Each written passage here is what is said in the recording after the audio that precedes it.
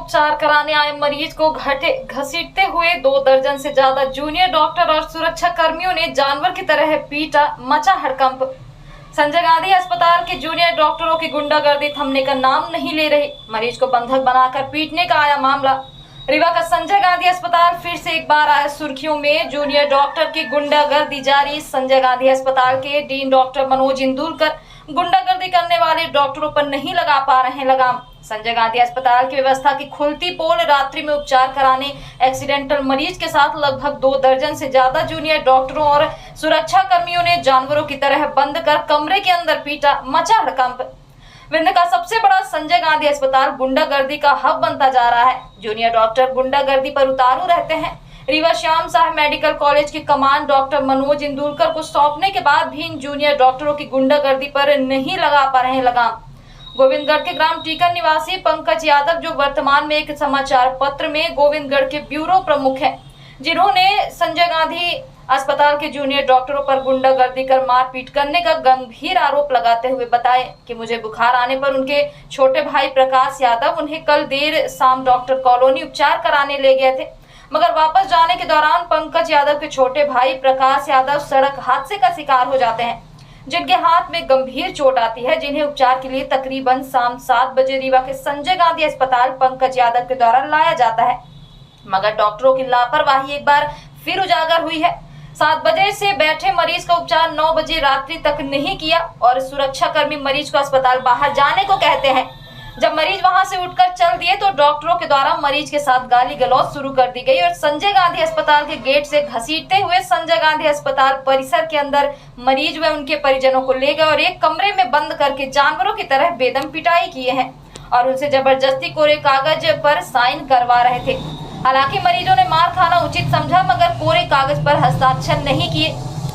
पंकज यादव के द्वारा मीडिया को जानकारी देते हुए बताया गया कि इस पूरी मारपीट के घटनाक्रम का वीडियो हम लोगों के द्वारा मोबाइल के कैमरे में कैद कर लिया गया था।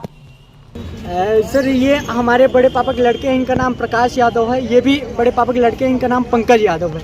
एक्चुअल में क्या था कि इनका कल घर में बाइक से गिर गए थे, तो इनका हाथ थोड़ा सा चोटीला हो गया था और उसके बाद क्या हुआ कि हम लोग आए इनको हॉस्पिटल लेके, संजय गांधी हॉस्पिटल, और संजय गांधी हॉस्पिटल में इनको दिखवाए और एक्सरे करवाए। एक्सरे करवाने के उपरांत डॉक्टर को दिखवाने ले गए थे, तो 2 से ढाई घंटे अपन लोग इंतजार कर रहे थे और डॉक्टर साहब कोई रिस्पांस नहीं दे रहे थे। किस वार्ड में इंतजार कर रहे थे आप? आर्थोपेडिक्स, हड्डी विभाग में। तो फिर हम लोग क्या किए कि हम लोग अंदर गए ऑफिस और पूछे कि सर क्या बात है, 2.5 घंटे हो गए और उनको परेशानी हो रही है, अगर देखना हो तो ठीक है, नहीं देखना हो तो मना कर दीजिए, हम लोग कहीं और दिखवा लेंगे। और ऐसी स्थिति में आप लोग ऐसे समय ले रहे हैं तो ये अच्छी बात नहीं है। तो वो बोलते हैं हम लोगों से बदतमीजी करके और बोलते कि भाग जा, तुझे जो करना है कर ले, नहीं देखेंगे, क्या कर लेगा तू। फिर हम लोगों को भगा दिया जाता है गार्ड द्वारा। तो हम बोले कि मतलब आप ऐसे अभद्रता कर रहे हैं, ऐसे दुर्व्यवहारता कर रहे हैं, ये औचित्यपूर्ण नहीं है, आप अच्छा नहीं कर रहे हैं। तो फिर वो कहते कि तुझे जो करना है कर ले, तू तमीज़ सिखाएगा मुझे बात करने का। फिर इसके बाद क्या करते कि बोलते कि चल तुझे तेरी दवाई करवाते हैं। इनको ले गए ड्रेसिंग रूम में बैठाए इनको और हम लोगों को भी अंदर बैठ दिया गया।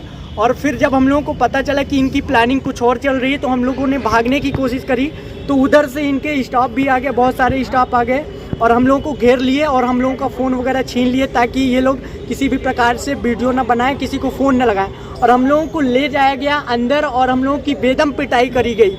हम लोगों को ऐसे पिटाई की गई हम लोगों की जैसे हम लोग कोई आतंकवादी हैं और कोई मतलब देशद्रोही वाला मुकदमा हम लोगों के ऊपर है। आपने मामले की शिकायत कहाँ की है? मामले की शिकायत अभी हम अमैया थाने में करे हैं और अमैया थाने में भी कोई कार्यवाही अभी नहीं हो रही है। हालांकि अभी हम लोगों को रिसीव भी नहीं दिया गया। श्याम मेडिकल कॉलेज आप आए हैं, यहाँ किस श्याम से ये डीन ऑफिस हम लोग बैठे थे और यहाँ के जो भी स्टाफ थे और जो इंदुलकर साहब है, मनोज इंदुलकर साहब, उनसे कंप्लेन करी।